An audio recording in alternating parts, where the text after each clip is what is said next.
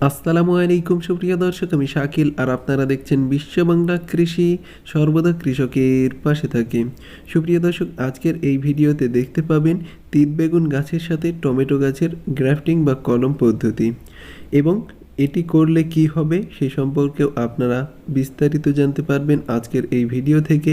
আজকের এই ভিডিওটি খুবই গুরুত্বপূর্ণ হতে চলেছে, অবশ্যই আপনারা এই ভিডিওটি শেষ পর্যন্ত দেখবেন।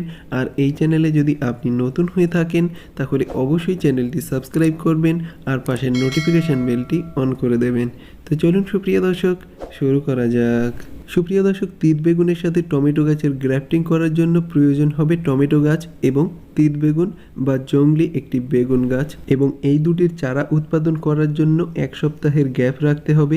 যেমন টমেটোর বীজ বপন করার 1 সপ্তাহ পরে তিত বেগুনের বীজ বপন করতে হবে, কারণ তিত বেগুন গাছের গ্রোথটা খুবই ভালো হয় এবং এই গাছটি যদি নরম হয় তাহলে গ্রাফটিং করা সবচেয়ে ভালো হবে। এবং আপনার প্রয়োজন হবে টমেটো গাছের সায়ন। এই সায়নটিকে আপনারা সংগ্রহ করে নেবেন আর ভিডিওতে দেখানো পদ্ধতি অনুযায়ী সায়নটিকে কেটে নেবেন এবং উপরের কিছু কিছু পাতা রেখে দিতে হবে।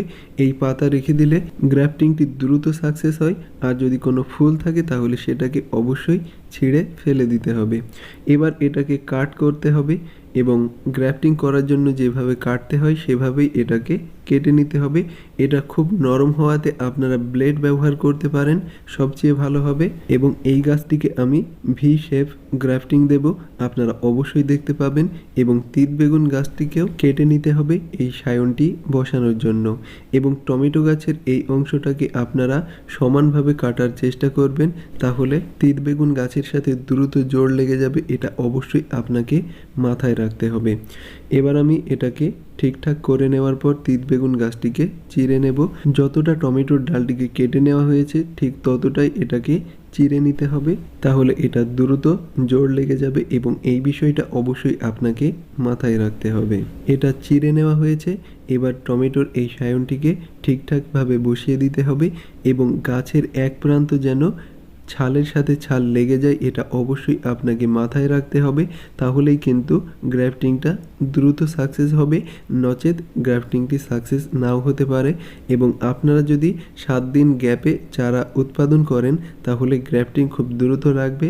আর আমার এখানে যে গাছ দুটি আছে এই দুটি গাছ আমি পুরনো অবস্থাতে ব্যবহার করেছি, কারণ তিত বেগুন গাছটারও বয়স অনেক হয়ে গেছে এবং বড় টমেটো গাছ থেকে আমি সায়ন বা ডাল সংগ্রহ করে নিয়েছি জোড় লাগানোর জন্য।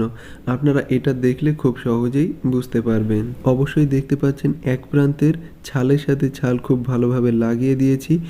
এবার এটাকে আমি গ্রাফটিং পেপার দিয়ে মুড়িয়ে দেব। তার আগে বলে রাখি, এই গ্রাফটিংটি করলে আপনি এই গাছটি থেকে কি কি পাবেন সে সম্পর্কে বিস্তারিত। সুপ্রিয় দর্শক, তিত বেগুন গাছ সাধারণত একটি জংলি বেগুন জাতীয় গাছ, এবং এর সাথে যদি টমেটো গাছের গ্রাফটিং করা হয় সাধারণের তুলনায় টমেটোর ফলন বৃদ্ধি হবে এবং বৃষ্টিতেও এই টমেটো গাছের কোনো ধরনের ক্ষতি হবে না, কারণ এর গোড়ার অংশটা তিত বেগুন বা জংলি বেগুনের। এজন্যই এই গাছটি অত সহজে মরবে না এবং এই গাছটি লং লাস্টিং করবে আর প্রচুর পরিমাণে ফলন দেবে। সুপ্রিয় দর্শক, তিত বেগুন গাছ তিতো হওয়াতে টমেটো গাছের ভিতরেও এই তিতো অংশটা ছড়িয়ে যাবে, যার ফলে রোগ পোকার আক্রমণ খুবই কম হবে না বললেই চলে। আপনারা অবশ্যই রোগ পোকা দেখতে পাবেন না যদি এই গ্রাফটিংটি করেন। এবং বাংলাদেশে এই গ্রাফটিং চারা পাওয়া যায়, আপনারা খোঁজ করলে অনেক নার্সারিতেও এই গ্রাফটিং চারা পেয়ে যেতে পারেন। আর এই চারা আপনারা বছরের যে কোনো সময় রোপণ করতে পারেন, এটা থেকে খুব ভালো ফলন পাবেন এবং এটা খুবই কার্যকরী একটি পদ্ধতি।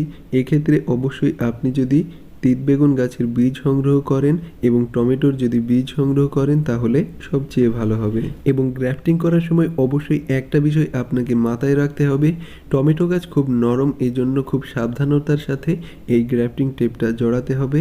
এটা অবশ্যই আপনি মাথায় রাখবেন যেন এটা ভেঙে না যায়, এদিকে অবশ্যই লক্ষ্য রাখবেন, তাহলে কোনো অসুবিধা হবে না। সুপ্রিয় দর্শক, গ্রাফটিং টেপটা জড়িয়ে নিতে হবে এবং জড়িয়ে বেঁধে দেওয়ার পরে এটির উপরে একটি রেনকোট দিতে হবে যেন বৃষ্টির পানি এটাতে প্রবেশ না করে, এবং বৃষ্টির পানি বা বাতাস যদি এটা প্রবেশ করে তাহলে গাছটি শুকিয়ে যেতে পারে এবং গাছটি মারা যেতে পারে। এজন্য অবশ্যই এটাতে রেইনকোট দিতে হবে। আপনারা পলিথিন দিয়ে রেইনকোট দিতে পারেন, কোনো অসুবিধা নেই। ঠিক এই পদ্ধতিতে রেইনকোট দিতে হবে এবং নিচের অংশটা আপনারা অবশ্যই বেঁধে দেবেন, এবং এই অবস্থাতে এই গাছটিকে অবশ্যই ছায়া জায়গায় রেখে দিতে হবে যেখানে সূর্যের আলো পৌঁছায় কিন্তু রোদ পৌঁছায় না, এমন জায়গাতে আপনি যদি রেখে দেন তাহলে সবচেয়ে ভালো হবে। এবং এই গ্রাফটিংটা সাকসেস হতে বা তিত বেগুন গাছের সাথে টমেটো গাছের জোড় লাগতে 10 থেকে 15 দিন সময় লাগতে পারে। অবশ্যই আপনারা দেখবেন এবং এই টবে নিয়মিত পানি প্রয়োগ করতে হবে যেন গাছটি পানির অভাবে মারা না যায়, এটা অবশ্যই আপনাকে মাথায় রাখতে হবে। সুপ্রিয় দর্শক, ফিরে আসছি 12 দিন পর। অবশ্যই দেখতে পাচ্ছেন গাছটি এখনও বেঁচে আছে। এবার আমি এটাকে খুলে নিচ্ছি। আপনারা অবশ্যই দেখতে পাবেন গাছটি এখনও জীবিত আছে। আর এই গাছটির গ্রাফটিং টেপ এখন খোলা চলবে না। যতক্ষণ না গাছ গ্রোথ নিচ্ছে বা ভালোভাবে জোড়া লেগে যাচ্ছে ততক্ষণ এই গ্রাফটিং টেপ খোলা যাবে না। আর নিচ দিয়ে যদি কোনো ডালপালা বার হয় তিত বেগুনের, তাহলে সেটাকে অবশ্যই ভেঙে দিতে হবে। এই বিষয়টা আপনাকে মাথায় রাখতে হবে। সুপ্রিয় দর্শক, আশা করি আপনাদের এই ভিডিওটি ভালো লেগেছে। ভিডিওটি ভালো লাগলে অবশ্যই লাইক করবেন আর বিশ্ব বাংলা কৃষি চ্যানেলটি সাবস্ক্রাইব করে পাশে থাকবেন। সুপ্রিয় দর্শক, ধৈর্য ধরে ভিডিওটি শেষ পর্যন্ত দেখার জন্য আপনাকে অসংখ্য ধন্যবাদ। থ্যাঙ্কস ফর ওয়াচিং বিশ্ব বাংলা কৃষি।